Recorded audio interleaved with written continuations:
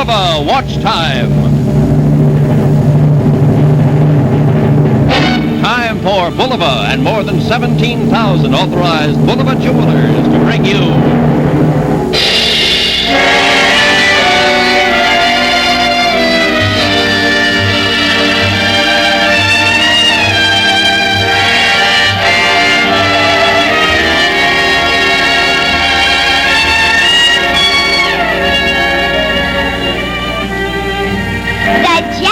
Gleason Show presents a birthday review at 65, starring Eddie Cantor, Lucille Ball Desi Arnaz, George Gracie Allen, Marilyn and Eddie Fisher. And George Jessel, Burt Lancaster, Pinky Lee, Edward R. Mall, and Connie Russell. And away we go! Good evening. This is Ed Murrow in New York City. Right now in Hollywood, show business friends of Eddie Cantor are helping him celebrate his birthday. Eddie is 65. For almost 50 of these years, he has entertained not only the American public, but people in all parts of the world. He has championed every worthwhile cause, raising several $100 million. His friends, in and out of the entertainment world, wish him well. We are all somewhat beholden to him. Happy birthday, Eddie Cantor.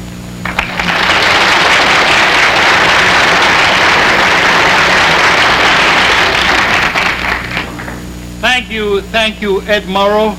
Nice to have you join my birthday party along with some of my friends, Burns and Allen, Desi Arnaz and Lucille Ball, George Jessel, Burt Lancaster, Eddie Fisher, my daughter Marilyn, Connie Russell, Pinky Lee, and some of the others. You know, I'd like to tell you something about my friends. When a man reaches 65... I'm terribly sorry, Mr. Cantor, but we've just run out of time. Ladies and gentlemen, can you come back next week and bring your own isolation booth? But let's get back to my business. Show business. Right here on this wall, I brought down some of the pictures for my home. Took me more than 50 years to collect these pictures. These are a lot of old friends. For instance, here is Jimmy Durante. I'm madly in love with the guy. Jimmy was my piano player when I was a singing waiter in Coney Island in 1909. And you know, Jimmy's a wonderful, wonderful, wonderful fellow, because when I was sick a few years ago, he came to the hospital every day to cheer me up. And one day I was eating a triple-decker sandwich, and I said, Jimmy, would you like to have one of these sandwiches? He said, I'm sorry, Eddie. I can't eat a triple-decker sandwich. My nose gets stuck in a second deck. Yeah.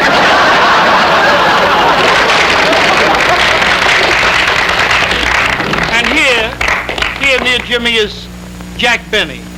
Jack is supposed to be such a miserly character, but bless his heart, he was so wonderful when I was in the hospital. He came up one morning with the biggest basket of fruit I ever saw in my life. Must have cost $75. Let me have it for $37.50. And here on the wall is a picture of Gus Edwards' Kid Cabaret. It's a kid act. Walter Winchell was in it, George Jessel, a lot of us kids. And we were crazy about Gus Edwards, just crazy about him. You know something? He was more than a songwriter. He was a friend. He was the first Christopher Columbus of show business. He discovered such talent, Walter Winchell, Groucho Marx, the Duncan sisters, Hildegard, Jessel, myself. And you know, I brought him a song which was given to me by a young songwriter, L. Wolfe Gilbert. Despite the fact that Gus did not write the song, he said, Eddie, if you like it so much, go ahead and sing it. And this is the first time this song was sung on any stage. Way down on the levee, old Alabama,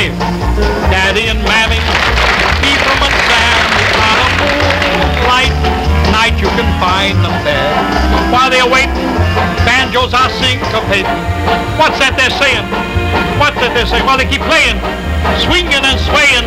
It's the good ship Robert E. Lee, come to carry the cotton away. Watch them shuffling along. See them shuffling along. Or take your best pal, real gal, but out to the levee.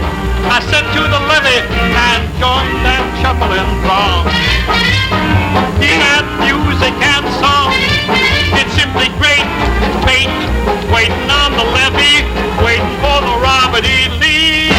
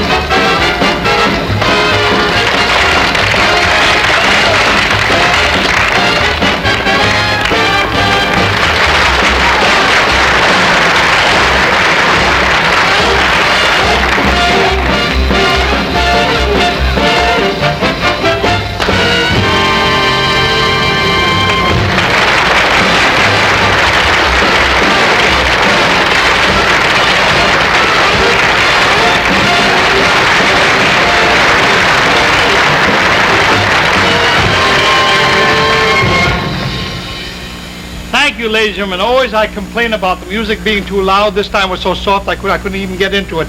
And by the way, ladies and gentlemen, that was the wonderful Clark Brothers that you saw. Now here is a picture of the famous Palace Theater in New York. Judy Garland had just finished an engagement there. 26 years ago, a group of us played there, including Burns and Allen. They were just as zany then as they are now. Here's an encore to the Burns and Allen act.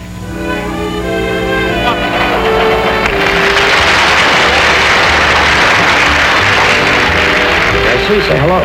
Hello. I wrote that opening myself. Gracie, what do we talk about? Your family or the weather?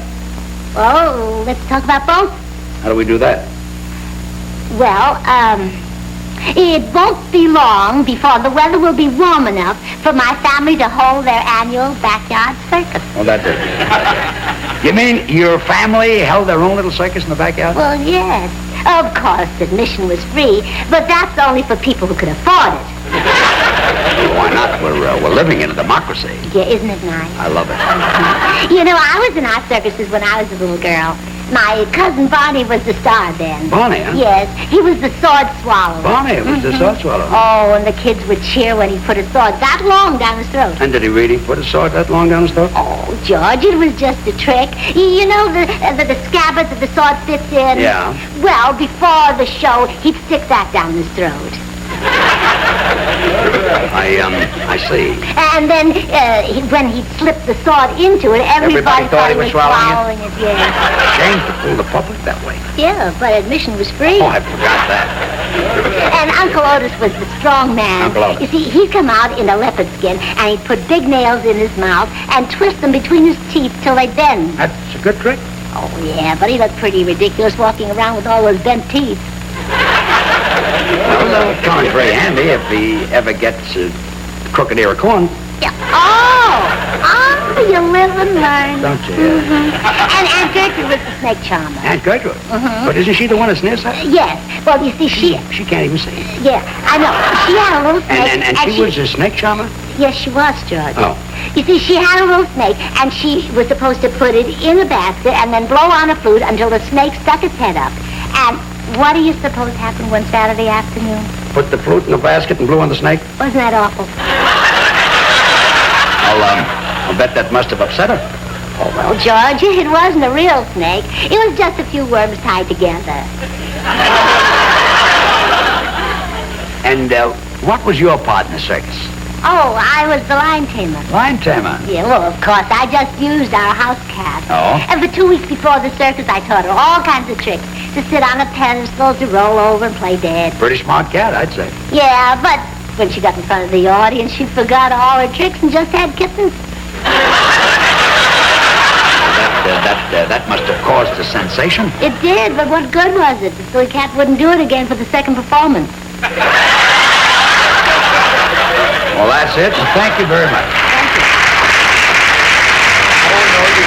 Oh, no, you don't. I want to thank you, George. I want to thank you, Gracie, for being here tonight. And Gracie, as always, you were a delight. Oh, thank you. Eddie, we never would have missed it. Not only is it a great occasion for us, but for everybody in show business. Oh, it certainly is. And we've been looking forward to it for weeks. We certainly have. George, what's he doing on Jackie Gleason's show? This is his 65th birthday. Really? I didn't know Jackie Gleason was that old. Oh, no. Cantor is celebrating his 65th birthday on television. Oh, that's wonderful. Do you know, for a man who's been on television 65 years, he looks great. He even looks better than Jackie Gleason. Yeah, oh, I think so. I think so. George, Yeah. may I? Do you mind? No, I'll be right here if you need me. I may not need you. Gracie, you see, they're honoring all of my years in show business, and television is just a part of it. For 25 years, I was in radio. Oh, 25 years in radio and 65 in television. You know, for a man who's 90, you're remarkable. I think I need you, George. George? This one is on you. Now, how can I be 90? Let's take it from the beginning and try to follow me. All right. You see, when I went with Gus Edwards, I was 15 years old. 15. Yeah. Then I spent 5 years in Baltimore. That's 20. Right. Then I spent 15 years with Mr. Ziegfeld. That makes me 35. Right. Then 10 years in the movies. That's 45. Right. For a man who's 135, you're out too late. You better say good night.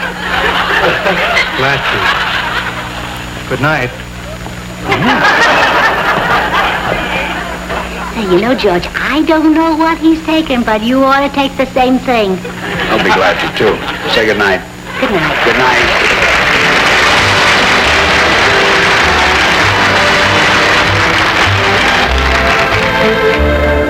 Now here's the most important picture on my wall. Without this picture, we'd all be out of business. I'm going to let you have a quick peek, but hurry back for Eddie Fisher, Desi Arnaz, Lucille Ball, and the rest, all right? Here's a quick peek now. Be back.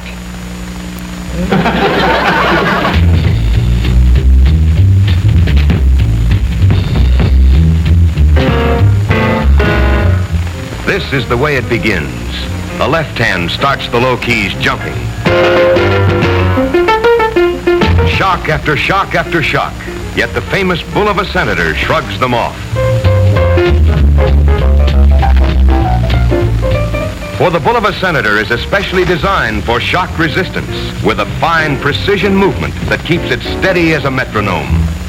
The senator has the famous bull of a 17-joule movement, including the bull of a lifetime unbreakable mainspring. Now look closer. The bull of a senator is a modern watch designed to stand out wherever it goes. Its handsome expansion band fits your wrist snugly, flexes comfortably with every movement. The bull of a senator comes in 3 distinctive styles. See the senator of your choice at your authorized Bulova jewelers.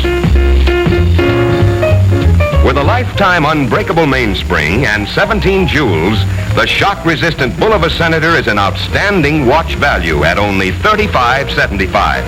Remember, there's a world of difference in watches. Insist on the best. Bulova. See the bull of a senator, high note in modern watch design. Only $35.75.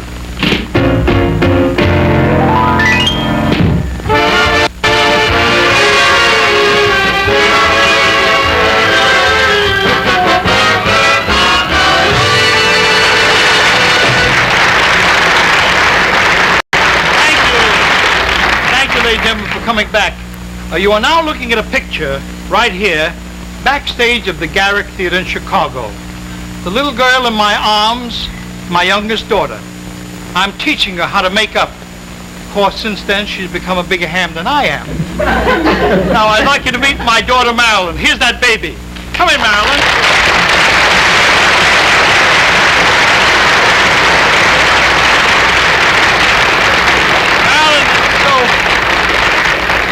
So nice of you to be here tonight. Oh, I wouldn't have missed it for the world. And I think somebody should represent the family.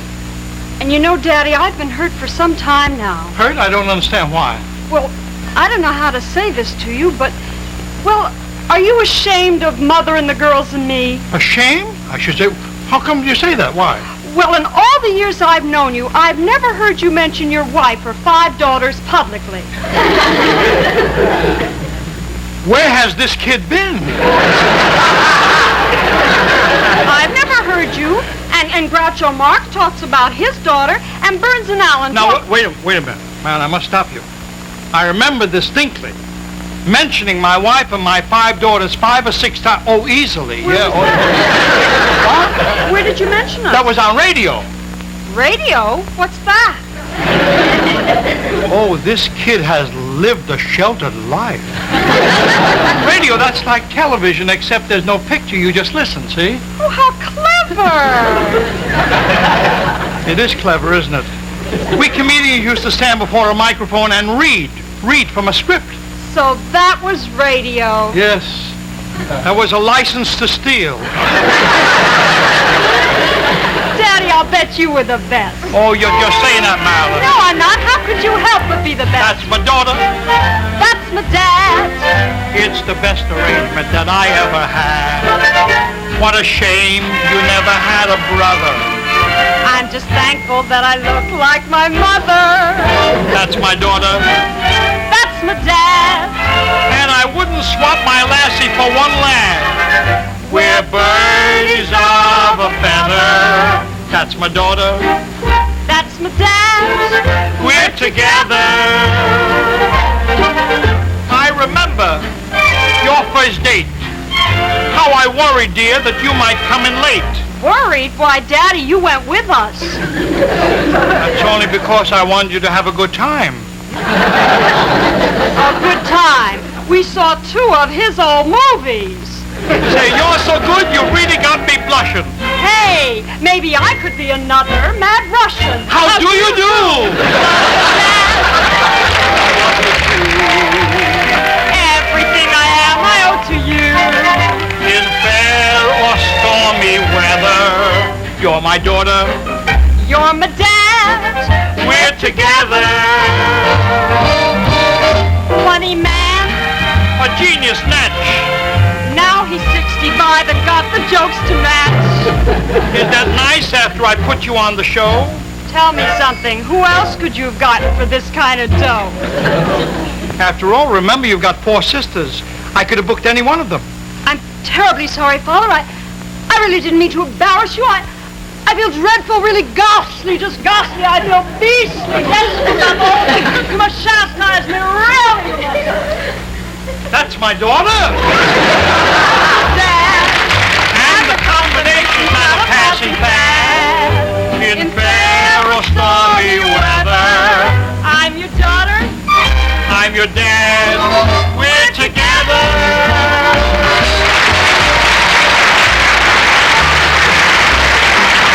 You're my offspring. You're my patron. You can blame that circumstance upon your mater. That's mother. I dig you, Dad. I can see that your breeding was so proper. And at creating little girls, you are the topper. Thank you. My descendant. That's my pops. And to quote the great Cole Porter, you're the tops. All right, Daddy, it's your line. Oh, I was thinking of the rating. Gee, I wonder what Como is doing now. Do you really think that I'm the tops? Well, of course I do. I think you're the sweetest, nicest, kindest, the most generous, lovable. Would you mind holding that card up a little bit, please? Wait a minute. Here, Marilyn. I'll help you. You're the sweetest, nicest, kindest, the most generous, lovable father a girl could ever have. That's my dad. Wait a minute. There's more on the other side. That's my daughter. We're together.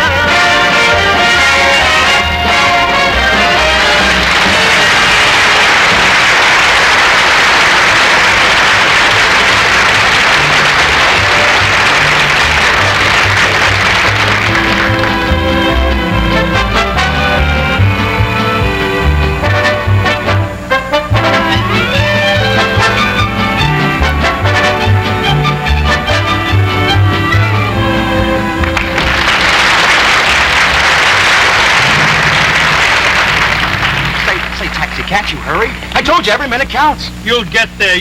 Don't worry, will you? But you don't understand. My wife's having a baby. She's having a baby, I tell you. Look it. As an experienced father, take my advice. Let her have it. Let her have it. You know, when my baby was born, I said never again. How old is your child? Which one? See, we got 4 of them. I'll never forget how nervous I was going down to the hospital. I was shaking like a leaf. My hands was quivering all over. I didn't know what I was doing. We'd have never made it if my wife wasn't driving the cab. Yeah. And with the second kid, I wasn't so nervous, you know. I took the subway. When the third one came along, I walked to the hospital. And with the 4th one, I just phoned in for the results. Please hurry, driver. I've got to get there. You'll get there. So, you have 4 children? 5, I think. You think? Yeah, when I left the house this morning, my wife was acting kind of peculiar. She says to me, say, Maxie, she says to me, I would like some frankfurters. Well, there's nothing peculiar about wanting frankfurters. With whipped cream instead of mustard and a cherry on top?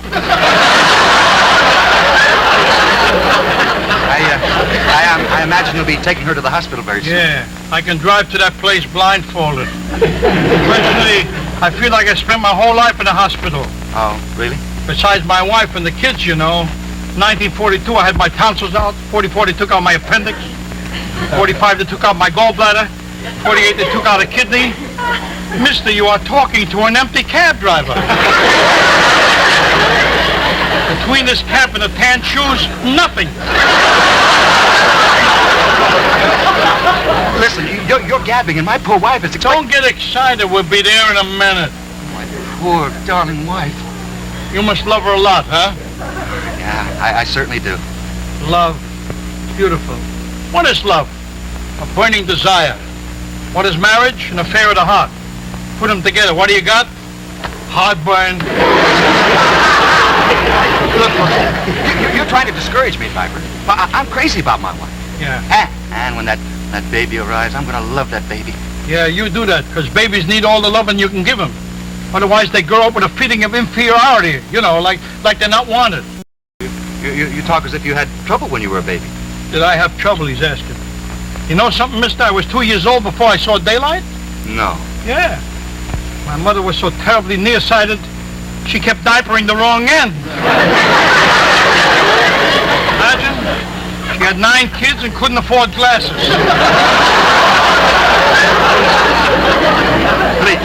Please, no more with the jokes, huh? Yeah. Are we anywhere near the hospital? We'll be there in less than a minute. Don't worry. How did you like those kids? You see them with the hot rod? You know what these kids do? They knock off the fenders, they take off the hood, they take off the bumpers, anything to make the car go faster. You wouldn't believe this. Last week I saw 3 kids on the boulevard. They was driving a 1936 carburetor. Honestly. Oh, come on, driver, get me to the hospital, We'll be there. Poor wife. We'll be there.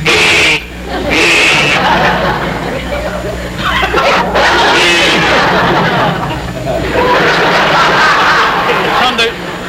Oh, it's you, mister. When you get to the hospital, take out your adenoids, will you, please? Well, here we are, mister. Well, we're right there. That'll be $1. That's $1.50. Oh, okay. Here's $2. Thank you very much. Wait a minute! What's the matter? Take me home. I forgot something. What did you forget? I forgot to bring my wife.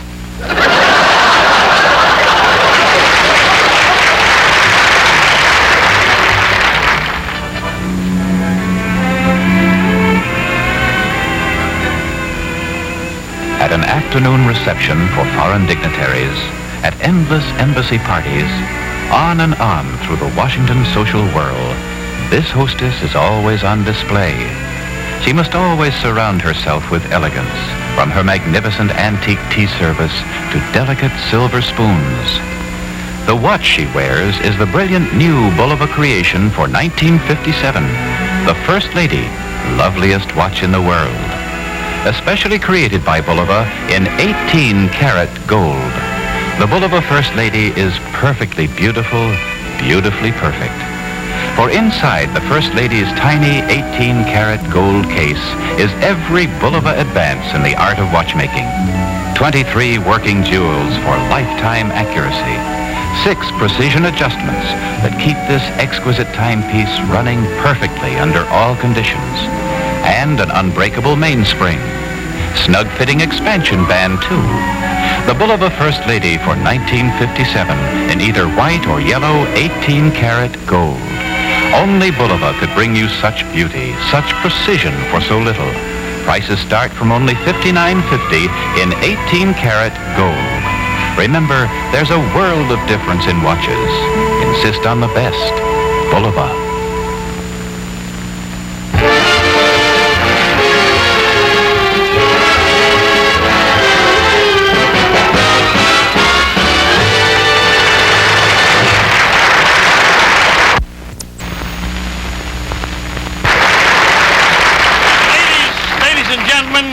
Here is the rainmaker, Burt Lancaster.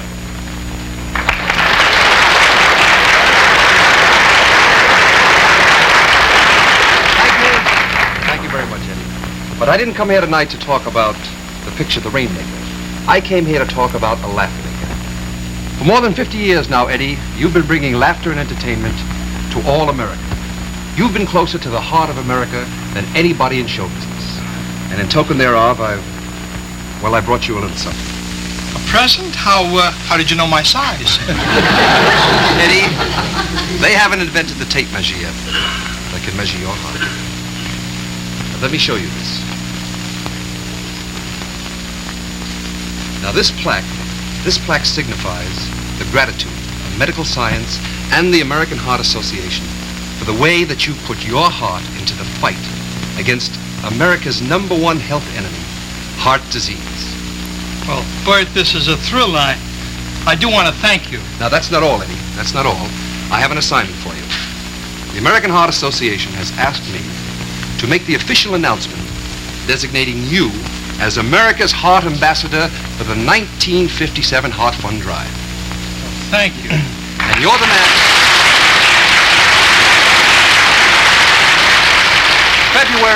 February is American Heart Month.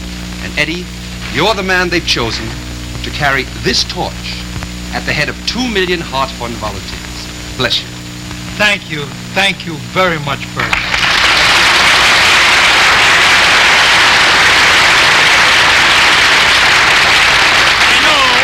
I know I speak for every heart in show business when I say that we'll all join President Eisenhower and 165 million other Americans in solid support of the Heart Fund next month, American Heart Month. And now, ladies and gentlemen, here is a photograph, one of the most treasured photographs on my wall. It's my buddies in the Ziegfeld Follies, the great Will Rogers and W.C. Fields. W.C. Fields. No matter how old he got, he was always a baby. You couldn't wean him away from the bottle. I'll never forget when I went to his home one time and he was quite ill, and he told me that the doctor had warned him that if he didn't stop drinking, he'd lose his hearing. I said, Bill, you are going to stop? He said, don't think I will, Ann. You see? Stuff I've been drinking is so much better than the stuff I've been hearing. Yes. And there's lovable Fanny Bryce. I can see her now. For the first time in life, she was doing a serious song. All of us in the wings rooting for Fanny as she sang this song.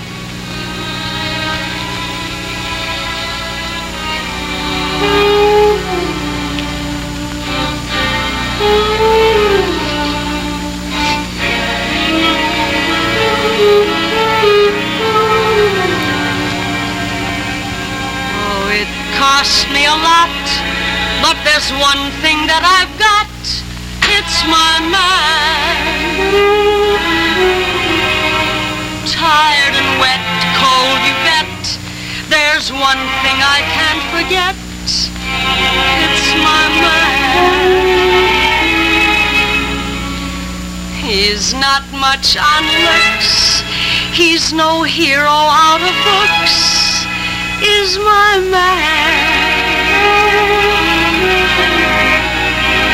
2 or 3 girls is he that he likes as well as me, but I love him. I don't know why I should. He isn't good. He isn't true. He beats me too. What can I do?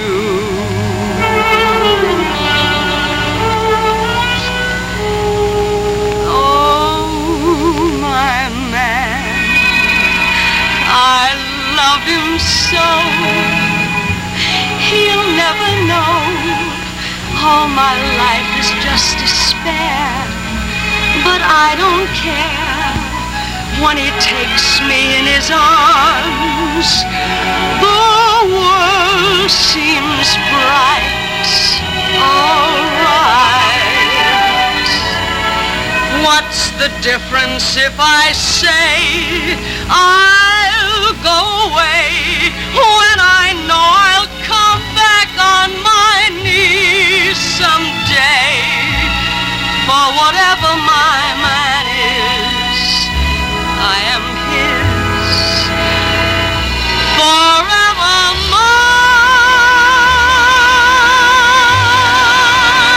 I'll go away when I know I'll come back on my knees someday.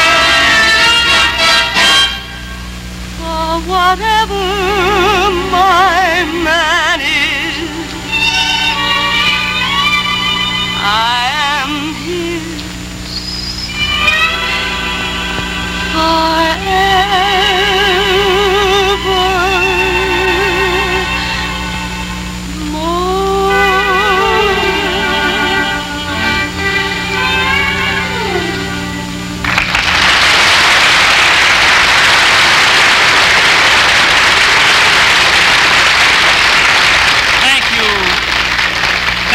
Connie Russell, Fanny Bryce would have been so proud of you. Now, here's an old friend with a new message. Now here is a station break. A station break.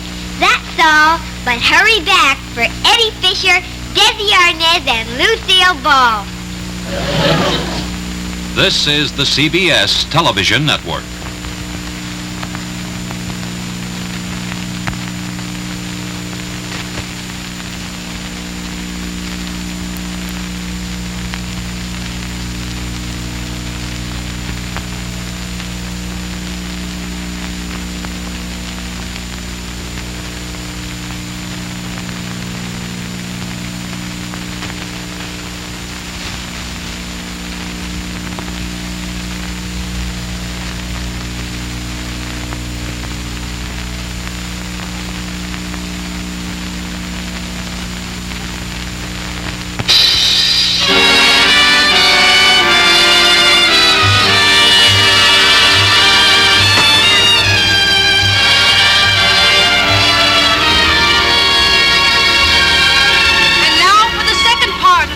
Gleason Show, brought to you by the makers of Old Gold cigarettes.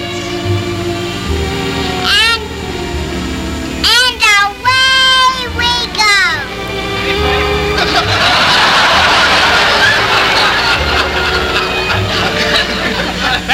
Thank you very much. Thank you, Old Gold. That really is a fine cigarette.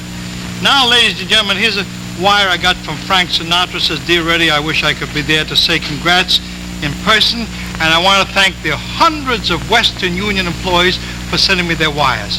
You know, this is a complete birthday party because here are some old friends, Lucille Ball and Desi Arnaz."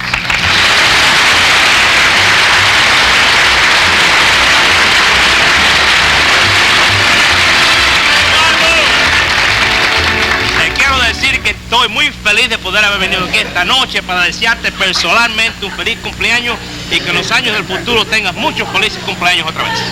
What does that mean? Happy birthday. Must be all 65 of them. Tell me, Desi, where's Lucy? She's bringing out a surprise for you. A surprise for me? Yeah. What is it? Cake, birthday cake. She had it baked especially for you. For me? Now, isn't that sweet? Yeah, but don't tell her anything, because she doesn't know that you know. Oh, yeah. So when she brings it out, you act surprised, like this. For Cuban Cantor. Hurry up, honey!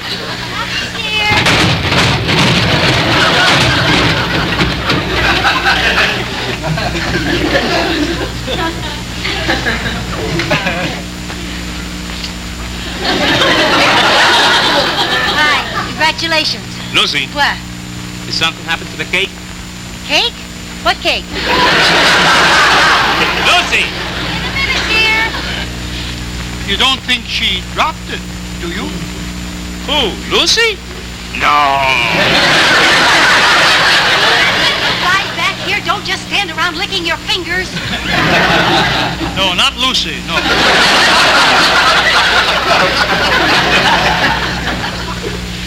My, you look young for 65.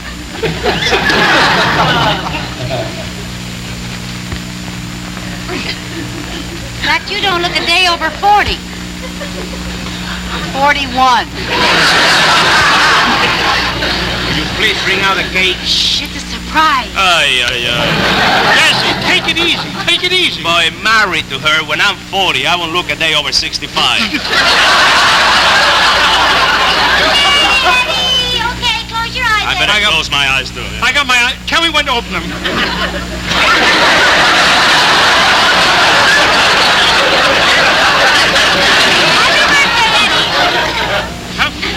This is what I've always wanted, an upside-down birthday cake.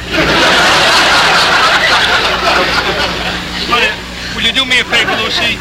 Will you take it in the dressing room, please? I'll know what to do with it later.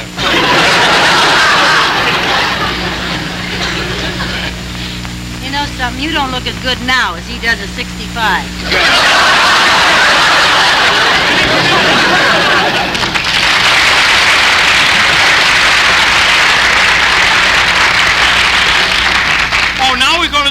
And for those who like their smoking straight, here's a word from Old Gold. We passed that, didn't we? Here they come, rugged sports cars racing on a rough, twisting road. Brother, this is action, fast and furious. The men who go for this sport have action written all over them. Even their smoking shows it. They take their smoking straight, and straight smoking means without a filter. They go for Old Golds, regular or king-sized, because Old Golds taste great straight. There may be time for only a couple of puffs, but that's time enough to find out that no other cigarette can match the taste of today's Old Golds. Regular or king-size, Old Golds taste great straight. And that means without a filter. Old Golds give you more nature-ripened tobaccos, so rich, so light, so golden bright. No wonder Old Golds taste great straight. Yes, no wonder Old Golds taste great straight. But don't you just wonder, you smoke them and see. Discover the wonderful rich taste of today's Old Golds. Now, if you like your smoking without a filter, change to regular or king-size Old Golds for a week. Now, see if you don't agree. They taste great straight. Get a carton of Old Golds tomorrow and get set to enjoy that exclusive Old Gold blend of golden, nature-ripened tobaccos. Old Gold tobacco, so rich, so light, so golden, golden bright. No wonder Old Gold tastes great straight.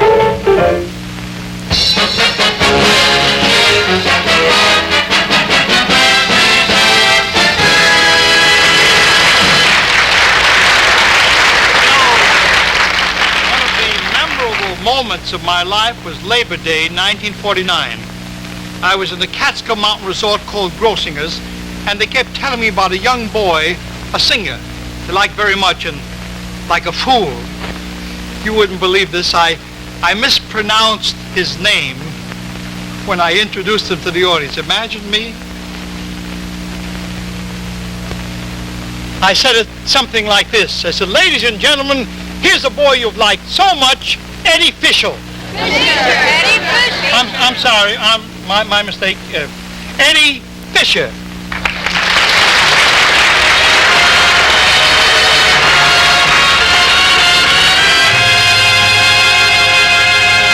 You're breaking my heart, 'cause you're leaving.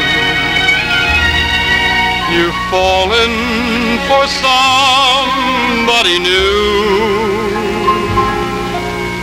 It isn't too easy believing you'd leave after all we've been through. It's breaking my heart to remember the dreams we depended upon. You're leaving a slow dying ember. I'll miss you, my love, when you're gone.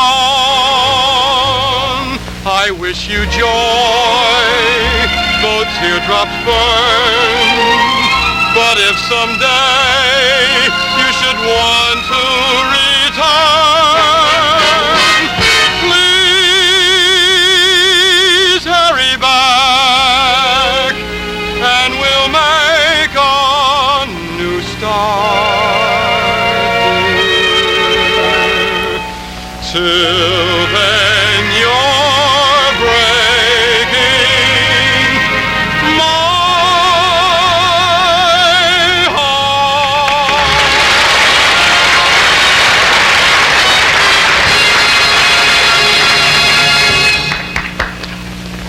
Young man, do you know that you've made a big success here today? Success? I don't even know if I'm getting paid yet. Did you have your supper? Yes, I did. You have been paid. I predict that one day everyone in America will know the name of Eddie Fisher. Oh, F-I-S-H-E-R. Oh, Fisher. Fisher. I know one thing, a Debbie Reynolds you'll never meet. Would you like to bet a bottle of Coca-Cola? Got that in, huh?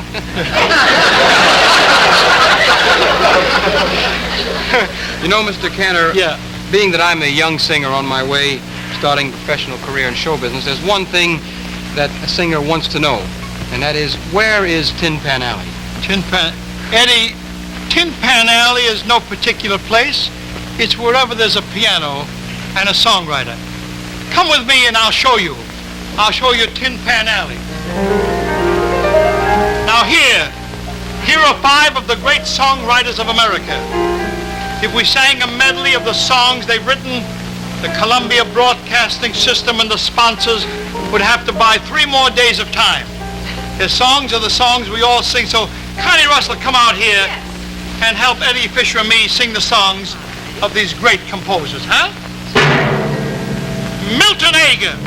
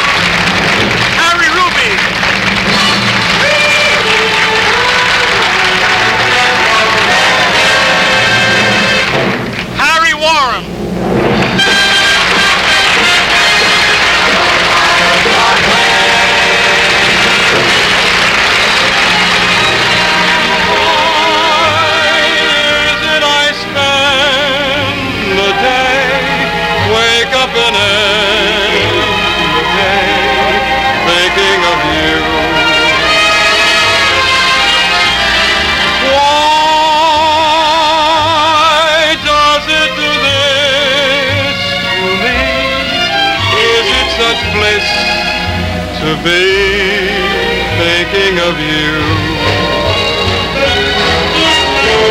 I'm nobody's baby. I'm blue somehow. Won't someone hear my plea and take a chance with me, because I'm nobody's baby.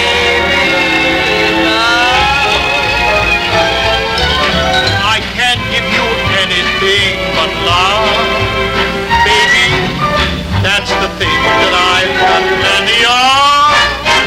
Baby, babe, you got the cutest little baby face. There ain't another one to take your place. Baby, babe, my heart is jumping. You sure have started something. Sorry now. Must have been a wonderful child when you were only stopped to go with a kindergarten. I bet you drove the little boys wild. You must have been the beautiful baby. Baby, baby, look at you now.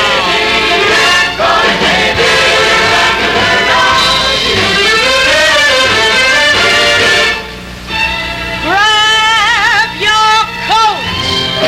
Get your hats. Leave your worries on your step. Just rent your feet to the sunny side of the street. I repeat, don't you think she's kind of neat? And ask you very confidentially, ain't she sweet? Never know just how much I miss you. You'll never know just how much I care.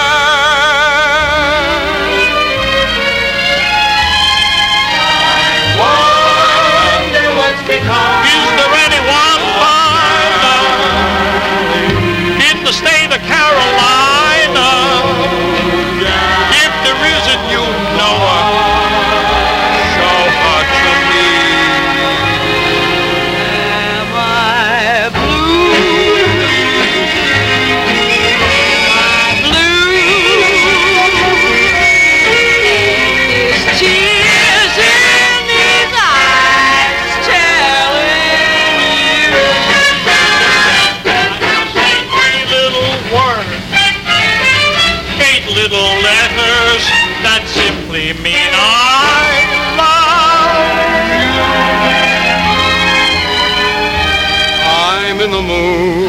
for love. Simply because you're near me. Funny, but when you're near me, I'm in the mood for love.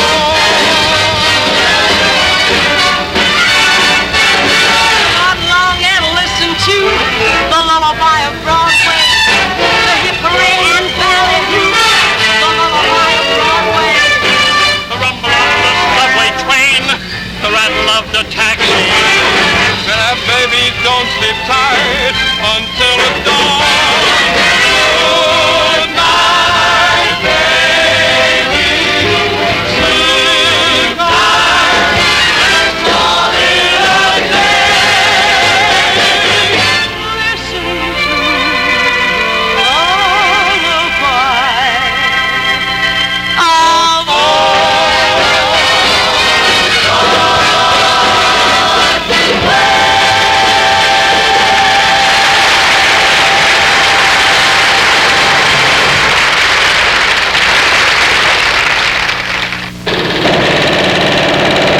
Giant carrier is being refitted at New York Naval Shipyard. The men being carried aloft here are men of action. They take their smoking straight, and straight smoking means without a filter. They go for Old Golds, regular or king size, because Old Golds taste great straight.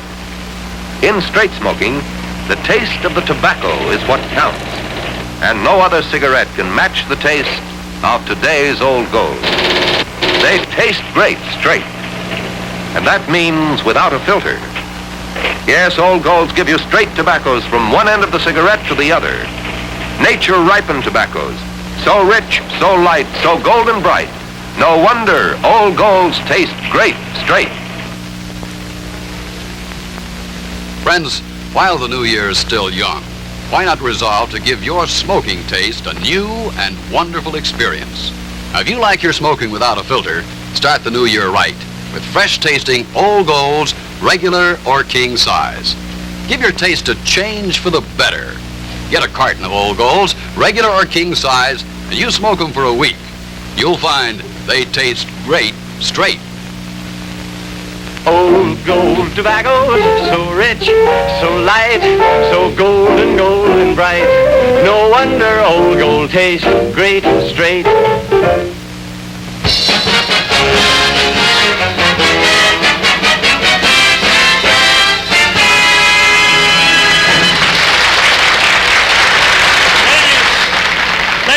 You don't mind if I sit down.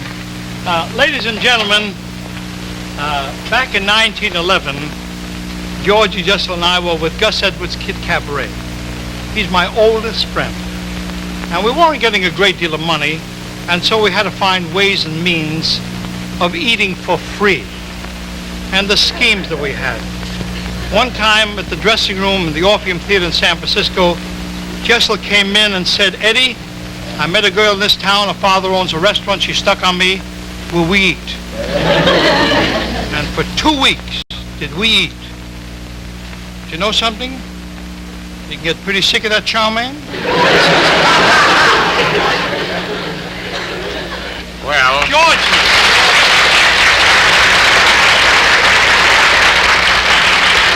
all I can say is that anything that I hate is a comedian who would lie just to get himself a big laugh. I'll tell you that. Why, George? Why do you say Well, that? because in the first place, the girl's father did not have a restaurant, ladies and gentlemen. It was a laundry. And the girl happened to be working there. In the second place, the girl was not my sweetheart at all, but she was in love with Eddie. If I recall correctly, she did his laundry for nothing, too. And later on, they were married. And he changed her name from Ming Toi Lu to Ida, and that's how the whole thing happened. Well, And he hates a comedian who lied to get a laugh. Let me tell you something, Georgie. yes, Edward? You know she still puts too much starch in the shirts? Well, Eddie, we've no time for nonsense, and nonsense is not the order of the day. I am here today not as a jester or a comedian, but as a representative of American show business. to bring you, Eddie, the felicitations and to tell you that we're proud of you as an actor and, much more important, Eddie Cantor as a man. Your life has been a testament of devotion to all mankind and particularly an inspiration to all of your colleagues. And so, Eddie Cantor, on February 16th, and to you, ladies and gentlemen, at the Fontainebleau Hotel in Miami Beach in Florida, 2,000 friends from all over the nation will gather at a 65th birthday dinner for Eddie.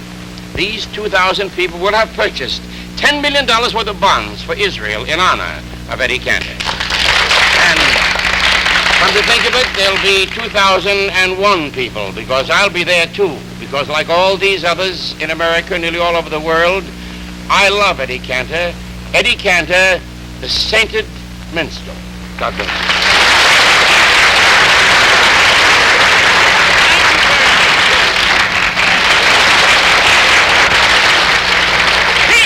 Pinky Lee! Here's Pinky Lee!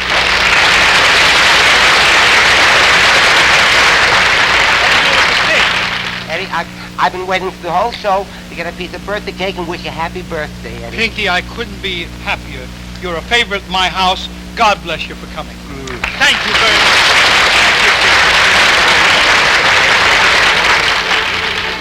Ladies and gentlemen, here is a Bulliver watch that Jackie Gleason sent me. And here's something that Ida gave me. Old gold. Of course, she had the kids chip in. I want to thank all you people who've been here at my birthday party. Murrow, Burns and Allen, Eddie Fisher, Lucille Ball Desi Arnaz, Burt Lancaster, my daughter Marilyn, Pinky Lee, George Jessel, Connie Russell, and Jackie Gleason, who will be back with you next week. Thanks, Jackie, for giving me a wonderful party. God bless you. Good night, everybody. Good night. Transportation for tonight's guest was arranged by American Airlines. Guests will flown to Los Angeles aboard a modern American flight ship. Next week, the makers of Old Gold cigarettes, regular and king size, they taste great, straight, will bring you the Jackie Gleason Show.